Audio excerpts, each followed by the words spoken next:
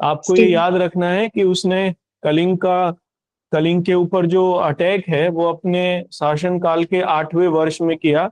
It is much clear, है ना। और ये कई बार पूछा गया है एग्जाम में कि अशोक ने जो कलिंग का लड़ाई है वो कब मतलब कही, तो वो 8वें वर्ष की है, ठीक है ना। उसके अपने इनकारनेशन के 8वें वर्ष की वो लड़ाई है। तो इसका मतलब ये हुआ कि उसका जो राज्याभिषेक है वो 269 में हुआ होगा, है ना। तो इसको लेकर भी बिल्कुल क्लैरिटी होती है। अब इसमें आप नेक्स्ट लिखना अगले पॉइंट से, है ना। देखो कलिंग युद्ध के बारे में, आ, कलिंग युद्ध का एक लॉन्ग डिस्क्रिप्शन मिलता है 13 रॉक इंस्क्रिप्शन से। जो 13वां शिलालेख है अशोक का, वो इसके बारे में जानकारी देता है। ये याद रखना है, 13 इंस्क्रिप्शन, 13वां शिलालेख, है ना। अच्छा, एक तो इससे कलिंग युद्ध के बारे में जानकारी मिलती है 13वें शिलालेख से। दूसरे इसमें जो मौर्य साम्राज्य की राजधानियां थी अशोक के समय में, इनके बारे में भी जानकारी मिलती है। क्योंकि अशोक का जो साम्राज्य था केवल उसमें कलिंग ही एक था जो कि बाहर था। क्योंकि कलिंग हमेशा से विद्रोही प्रकृति का राज्य रहा था। चंद्रगुप्त मौर्य के बाद में वो स्वतंत्र हो गए थे बिंदुसार के टाइम में। अशोक ने फिर उनको अपने कंट्रोल में लेके आए। इसलिए कलिंग विजय के बाद अशोक ने अपने राज्य की 4 राजधानियां तय की थी। पूरे भारत में जो उसका राज्य था उसकी 4 राजधानियां थी, 4 कैपिटल टाउन थे उसमें। इन चारों का जिक्र भी हमें 13वें शिलालेख से ही मिलता है। तो आप अगले पॉइंट से लिखना। देखो कौटिल्य ये कहता है, कलिंग पर आक्रमण के अलग अलग कारण अलग अलग लोगों ने बताए। हालांकि कौटिल्य का अर्थशास्त्र में इसके बारे में जिक्र मिलता है, कलिंग के युद्ध के बारे में। लेकिन जाहिर सी बात है कि ये बाद में ऐड किया गया होगा, क्योंकि अर्थशास्त्र तो पहले ही लिखा जा चुका था। कुछ अध्याय उसमें बाद में जोड़े गए, तो बाद के जो अध्याय हैं उनमें जिक्र मिलता है इस बात का। अर्थशास्त्र ये कहता है कि हाथियों के लिए कलिंग प्रसिद्ध था, और उन हाथियों को प्राप्त करने के लिए अ, अशोक ने अटैक किया कलिंग पर। हालांकि इसका कारण ये सीमित ही है। रीजन इसका ये था, कलिंग उत्तर और दक्षिण के बीच में एक सेंटर था जो उत्तरी भारत और दक्षिणी भारत को जोड़ने का काम करता था। एक तो ये बात थी। दूसरी बात ये थी कि कलिंग से पूर्वी एशिया के देशों के साथ व्यापार हो सकता था, और कलिंग व्यापार के लिए समृद्ध भी था, अपने समय में भी समृद्ध था, है ना। कलिंग माने आज का उड़ीसा और आंध्र प्रदेश का कुछ हिस्सा। इसलिए पूर्वी एशियाई देशों तक अपनी पहुंच सुनिश्चित करने के लिए उसे जीता गया। तो दोनों ही बातें ये थी। तो आप लिखना, मैं आपको ये लिखवाना चाह रहा हूं एक्चुअली कि जो अशोक के समय में मौर्यन साम्राज्य था वो कहां तक फैला था और इसकी जानकारी कहां से मिलती है। तो एक तो 13वें शिलालेख में ही अशोक के जो सीमावर्ती राज्य थे उनके बारे में जानकारी मिलती है, और 13th शिलालेख से। और एक शायद चौथा है क्या उसका, आ, नहीं, चौथा नहीं है, सेकंड होना चाहिए। हाँ, सेकंड होना चाहिए। दूसरे से एक जानकारी मिलती है, क्योंकि सेकंड से दक्षिण भारत के राज्यों के बारे में जानकारी मिलती है। ये पूछा गया है, दोनों बातें एग्जाम में साफ तौर पर आई हैं। देखो 2 शिलालेख हैं अशोक के, एक 13वां और एक दूसरा, जिनसे उसके सीमावर्ती राज्यों और उसके राज्य का विस्तार के बारे में जानकारी मिलती है। तो आप अगले पॉइंट में लिखना। देखो अशोक के धर्म के बारे में चर्चा यहां पर हम लोग देखते हैं। ये आप लोगों को सबको पता ही है कि अशोक बौद्ध धर्म में दीक्षित हो गए थे, उन्होंने बौद्ध धर्म ग्रहण कर लिया था। इस बात की जानकारी हमें श्रीलंका का जो इतिहास है उसके जो दो ग्रंथ हैं, दीपवंश और महावंश, उनसे मिलती है। इसे उन्हें हम लोग सिंघली अनुश्रुति कहते हैं। तो सिंघली अनुश्रुतियां यानी दीपवंश और महावंश दोनों ये कहती हैं कि अशोक ने बौद्ध धर्म के प्रभाव से, वो मोगलीपुत्तिस के प्रभाव से, जो उस समय के सबसे बड़े विद्वान थे, तिस, मोगलीपुत्तिस उनका पूरा नाम था। हालांकि केवल तिस भी है, बौद्ध ग्रंथों में उन्हें केवल तिस कहा गया है। अरहंत थे वो, अरहत कहते हैं शायद, अरहत थे। तो उनके प्रभाव से वो बौद्ध धर्म में दीक्षित हुए और 10वें वर्ष, अपने शासन के 10वें वर्ष, उन्होंने बौद्ध गया की यात्रा की। इस बात की जानकारी, अच्छा, 10वें वर्ष बौद्ध गया की यात्रा की और 20वें वर्ष वो लुम्बिनी गए, जहां पर भगवान बुद्ध का जन्म हुआ, वहां की यात्रा की।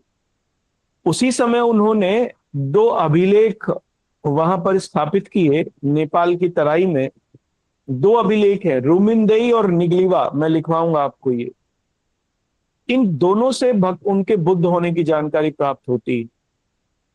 रुमिनदेई और निगलीवा दोनों अभिलेखों से अशोक के बुद्ध होने की जानकारी प्राप्त होती है। ठीक है। एक और है अभिलेख, राजस्थान में है, भाब्रू बैराट में। जगह का नाम है भाब्रू बैराट। इसमें स्पष्टतः बुद्ध, धम्म और संघ, इन तीनों का जिक्र मिलता है। ये अभिलेख अशोक ने ही ये इसको लगवाया था, स्थापित कराया था। तो यहां से भी हम लोगों को जानकारी मिलती है कि अशोक ने बौद्ध धर्म को सपोर्ट किया या बौद्ध धर्म में दीक्षित हुए।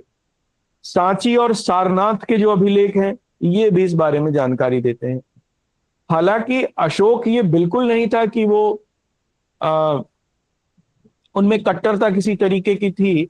हालांकि वो व्यक्तिगत रूप से बौद्ध धर्म को मानते थे, लेकिन उन्होंने आजीवकों के लिए भी 12 पहाड़ियों में गुफाओं का निर्माण कराया था। आजीवक साधु होते थे, उनके लिए 12 पहाड़ियों में गुफाओं का निर्माण कराया है ना, जिसमें कर्ण चौपर, सुदामा, विश्व झोपड़ी, ये हम लोगों ने एंशियंट में पढ़ लिया है, आर्ट एंड कल्चर में। ये 4 गुफाएं थी जो अशोक ने बनवाई। ठीक है। तो ये हमें ये सारी बातें ये बताती हैं कि अशोक बौद्ध धर्म में दीक्षित थे। अशोक ने खुद दूसरे और 7वें अभिलेख में धम्म की व्याख्या की है कि व्हाट इज धम्म। अशोक का धम्म क्या है, इसकी व्याख्या होती है दूसरे और 7वें अभिलेख में। धम्म बड़ी इंपॉर्टेंट बात है। अशोक का धम्म बड़ी इंपॉर्टेंट बात है। एक राइटर हुई रोमिला थापर, मेरे पास उनकी एक बहुत पुरानी किताब है, अब बहुत पुरानी, और उस किताब का नाम है Ashoka and the decline of Mauryan empire. उन्होंने अपना रिसर्च ही, रोमिला थापर ने इसी टॉपिक पर किया केवल, और जवाहरलाल नेहरू यूनिवर्सिटी की वो हिस्ट्री की हेड भी रही और international council of historic research की भी वो हेड रही। अब वो आजकल इंडिया में नहीं रहती। ठीक है। ये तो हुई जानकारी लिटरेरी रिसोर्सेज से, साहित्यिक स्रोतों से, कि उन्होंने बौद्ध धर्म में वो दीक्षित हो गए थे। अब आर्कियोलॉजिकल एविडेंस देख लेते हैं। तो आर्कियोलॉजिकल एविडेंस में अशोक के अभिलेख ही हैं जो इस बारे में खूब जानकारी देते हैं। तो आप अगले पॉइंट से लिखना, अशोक के बौद्ध होने के प्रमाण और भी मिलते हैं। भाब्रू बैराट लघु शिलालेख हैं ये, मतलब लघु शिलालेख माने ये छोटे अभिलेख हैं, उसके छोटे शिलालेख हैं जो शिलाओं के ऊपर, जो उसने लिखवाए पत्थर की शिलाओं के ऊपर। तो इनको लघु शिलालेख कहा गया, है ना। जो ये कहते हैं कि लगभग 13 है लघु शिलालेख। वैसे तो 14 मिलते हैं, लेकिन मतलब संख्या में तो 14 मिलते हैं लिटरेरी रिसोर्सेज में, लेकिन मिले 13 हैं, 14वां मिला नहीं है। तो फाइनली 14 लघु शिलालेख हैं और 14 ही वृहत शिलालेख हैं। तो लार्ज इंस्क्रिप्शंस हैं 14 और 14 छोटे हैं जिनके बारे में जानकारी मिलती है। तो a small inscription Ashoka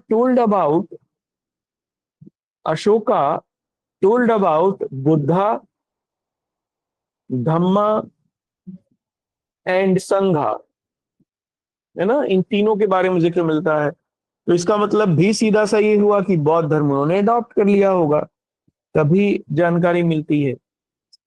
और ये पॉइंट में लिखना आप नेक्स्ट पॉइंट से, देखो अशोक ने बौद्ध धर्म तो अडॉप्ट कर लिया, ये बिल्कुल तय बात थी, लेकिन वो धार्मिक रूप से कट्टर नहीं था। उसने अलग अलग धर्मों की या अलग अलग मान्यताओं को हमेशा सपोर्ट किया। इसीलिए उसने आजीवकों के लिए, इसका एग्जाम्पल है ये कि आजीवकों के लिए उसने